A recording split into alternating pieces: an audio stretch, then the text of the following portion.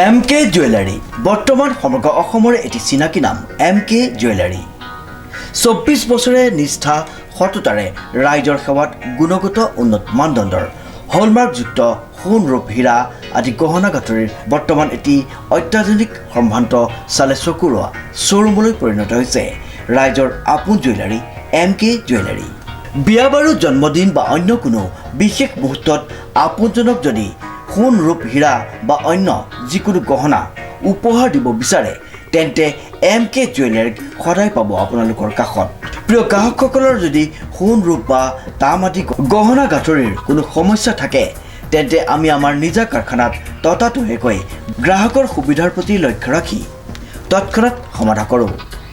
আপোনাৰ মৰমৰ পুত্ৰ বা জীয়ৰীৰ শুভ বিবাহৰ বাবে আমাৰ শ্ব'ৰুমত হলমাৰ্কযুক্ত বিয়াৰ সম্পূৰ্ণ গহনা পোৱা যাব উচিত মূল্যত আৰু উচিত মানদণ্ডত।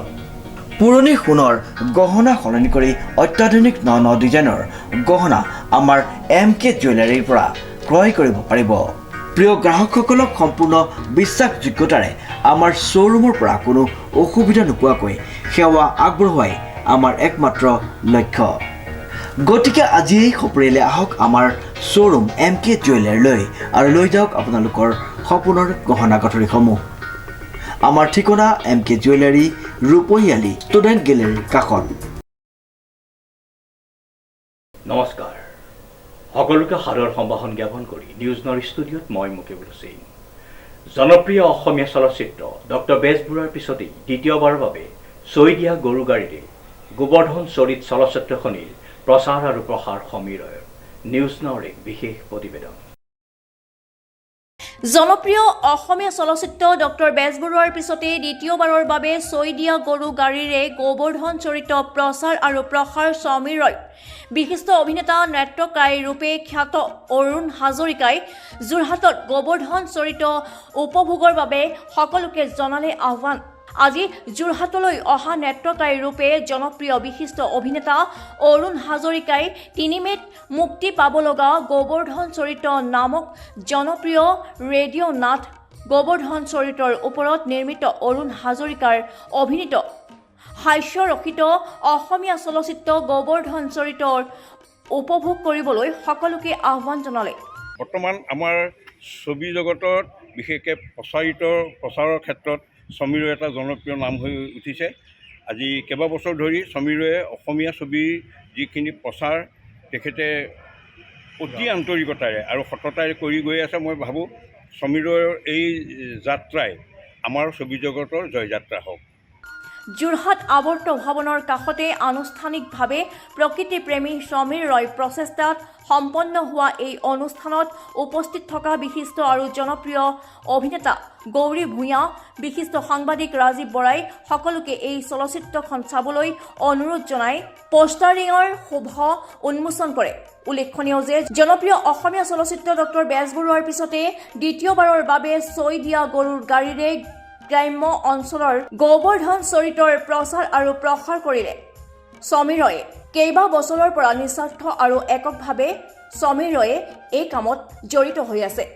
হাঁহিৰ খোৰাক যোগাব পৰা 80 দশকৰ প্ৰচুৰ জনপ্ৰিয় ৰেডিঅ' নাট গোবৰ্ধন চৰিতত বহুদিনৰ বিৰতিৰ মূৰত নাট্যকাৰ ৰূপে খ্যাত অৰুণ হাজৰিকাই গোবৰ্ধনৰ নাম ভূমিকাত অভিনয় কৰিছে।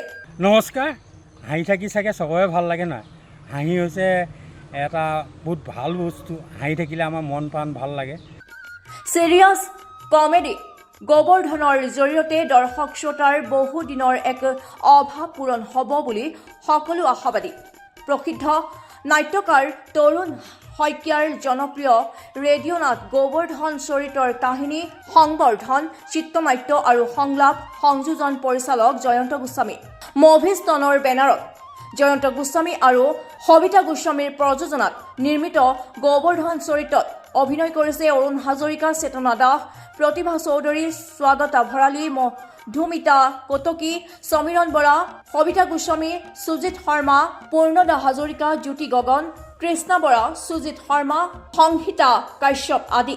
মুখ্য সহকাৰী পৰিচালক নয়ন মেধি, কলা নিৰ্দেশনা ভাৰ্গৱ প্ৰতিম, আৱাস সংগীত বিশিষ্ট বাঁহীবাদক দীপক শৰ্মাৰ।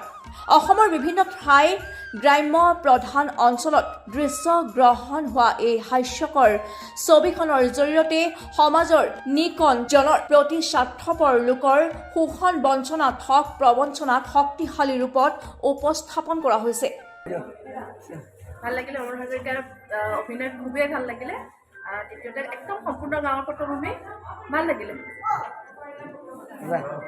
বহুদিনৰ মূৰত বহুত ধুনীয়া চিনেমা এখন চালোঁ। মই সকলোকে আহ্বান কৰিম ভাল লাগিলে। সৰুকালৰ কথাবিলাক মনত পৰিছে। কওক দুআষাৰ কৈ যাওক কেনে পালে? ভাল লাগিলে মুভিখন চাই। মুভিখন বহুত ভাল আছে। দাদা কওক। ভাল লাগিলে নিশ্চয় ভাল লাগিলে। ভাল এটা মেছেজ দিছে। হয় দাদা কৈ যাওক। ভাল লাগিছে। গ্ৰাম্য সমাজৰ এখন ধুনীয়া ছবি প্ৰভাৱ আহিছে। সকলোৱে চাওক চিনেমাখন। ধন্যবাদ। দাদা কওক। ভাল লাগিছে দেই।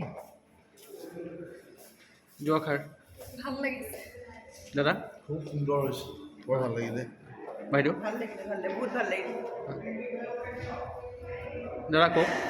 খুব ভাল লাগিল।